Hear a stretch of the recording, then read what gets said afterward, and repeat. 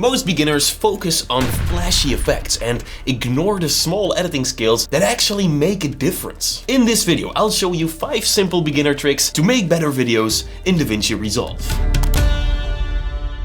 Trick number 1. Tracking faces and blurring them. Look at this guy. His face looks terrible, so we gotta blur it. Anyway, to do that, head over to the bottom and open up the color page. There's a lot of buttons in here, but we're gonna keep this simple. I'll show you the fastest way to blur your face. Right here, you can see your video and with the timeline underneath it. You can play it or scrub through your footage. First, head over to the middle at the bottom. In here, click the mask icon. Then from this menu, choose the pen mask. Once it's selected, go to your video and mask out your face. This doesn't have to be extremely accurate because we're gonna smoothen the mask anyway. Next, go to the tracker panel. In here, click the track forward-backward button. This will make sure your face is tracked in every frame of your clip, as you can see right here. Once it's tracked, go to the blur panel. It's this water drop icon. Then on the left, increase the radius. That will make your face blurry. In the middle, you can adjust the blur so it's more horizontal or vertical. There you go. Now to smoothen the edges, go back to the mask panel. And in here, increase the outside softness of your mask. It's that simple. Now my face is completely blurred. By the way, if you messed up at any point, you can always go to the node panel. All the adjustments made are sitting here in this node, so if you right click it and choose reset node grade, everything will be back to normal. Oh yeah, and if you go back to the edit page, you will notice that the blur we created in the color page is applied to your clip right here. Awesome, isn't it? Now I know as a beginner, Resolve feels overwhelming, but don't worry, that's normal. That's exactly why I built a complete beginner's course. You can learn everything in the right order instead of jumping between random tutorials. If you're interested,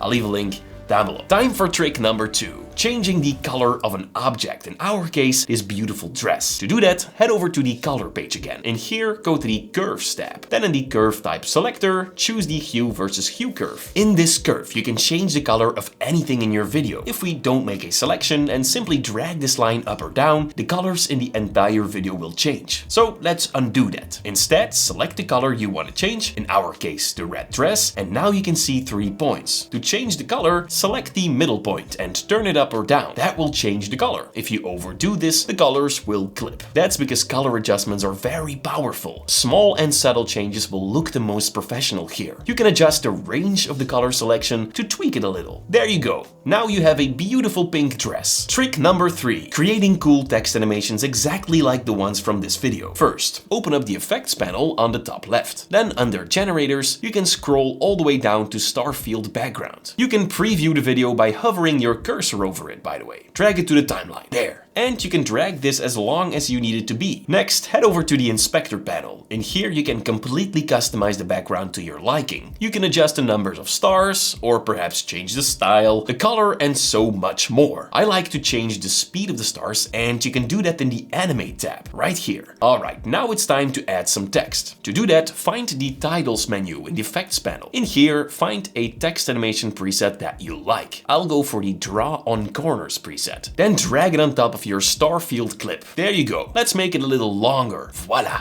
To adjust the text, simply select it and go to the inspector panel again. In the text field, you can change the text to whatever you like. Isn't that beautiful? You are becoming smarter, my friend, so it's time for trick number 4. A zoom in effect. Look at this clip of buildings. I want to slowly zoom in to make it look like the camera's going down. There are different ways to create zooms like this, but this one is the cleanest beginner-friendly method. Simply go to the option menu on the bottom left. In here, choose the dynamic zoom feature. Now a green and red box will appear on your video. The green one is the frame where the animation will start, and the red one is where the animation ends. What I always do first is going to the inspector panel, and right here you'll find the dynamic zoom effect. What I do first is clicking swap. That way the green one is showing the entire frame. Now all that's left to do is adjust the red one. Remember, this is going to be the frame where the animation ends. Alright, now let's go out of the dynamic zoom feature, and if we now play back our footage, it looks like the video is zooming in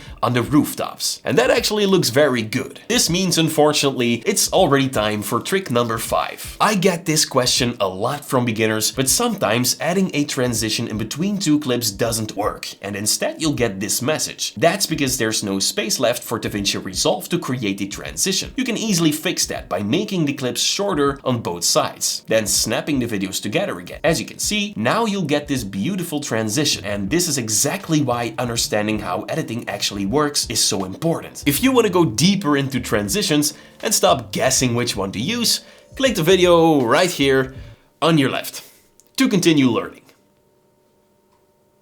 Thank you guys so much for watching.